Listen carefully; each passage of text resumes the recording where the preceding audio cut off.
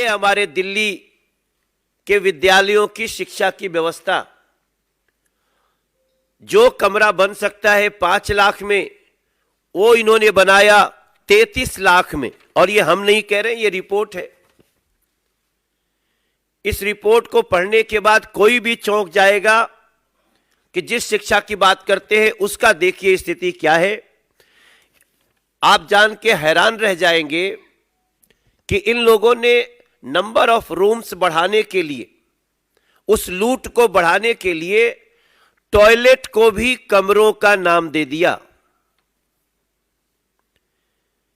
मैं समझता हूं दिल्ली नहीं, पूरे दुनिया में यह अनोखी लूट हुई होगी जहां कमरे बनाने में 5 का 33 तो हो रहा है, लेकिन टॉयलेट को भी कमरा में गिन लिया गया।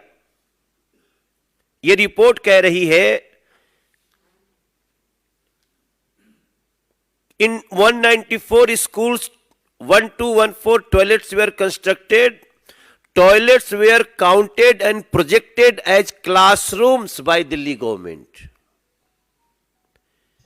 भ्रष्टाचार की ऐसी भूख,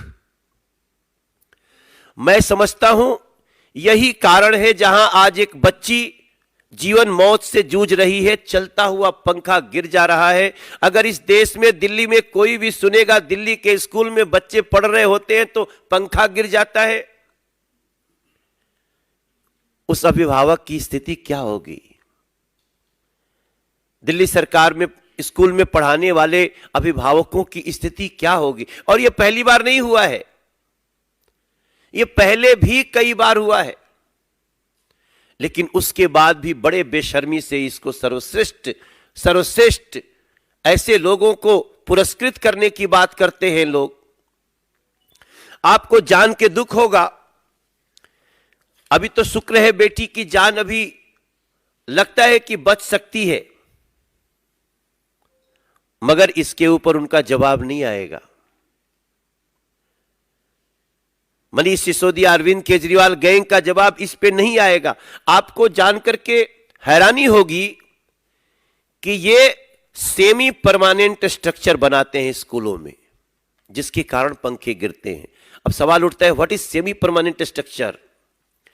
सेमी परमानेंट स्ट्रक्चर का मतलब होता है कड़ी कुंडी की छत, जो बहुत ही मजबूरी में बनाई जाती है, बहुत शॉर्ट टर्म के लिए बनाई जाती है। दिल्ली के इतने लाखों बच्चों के साथ ऐसा खिलवाड़ क्यों? सेमी परमानेंट स्ट्रक्चर क्यों, परमानेंट स्ट्रक्चर क्यों नहीं? अगर इसके तह में जाएंगे तो एक और भी बड़ी सी कहानी आपको सामने दिखाई देगी। मेरा मानना है ये इन्होंने सेमी परमानेंट स्ट्रक्चर, कड़ी कुंडी की छत बनाने के साथ ही इन्होंने दिल्ली सरकार में पढ़ रहे हमारे बच्चों को खतरे में डाल दिया। और ये सारी जानकारी तो तब आई है जब कोर्ट ने एसीबी जांच शुरू करने के जल्दी की आदेश किया। लोकायुक्त ने मान ही लिया इसमें कुछ गड़बड़ी है, रिपोर्ट मांगी गई है। लेकिन आप सोचिए, बात यहीं तक नहीं है। जिस दिल्ली सरकार के स्कूलों में मात्र 350 स्कूलों में ही साइंस पढ़ने की व्यवस्था है, बाकी 1024 के स्कूलों में साइंस पढ़ने की व्यवस्था ही नहीं। यहां कोई रमन नहीं निकल सकता, यहां कोई वैज्ञानिक नहीं निकल सकता। और उस शिक्षा व्यवस्था की तारीफ करते ये थकेंगे नहीं।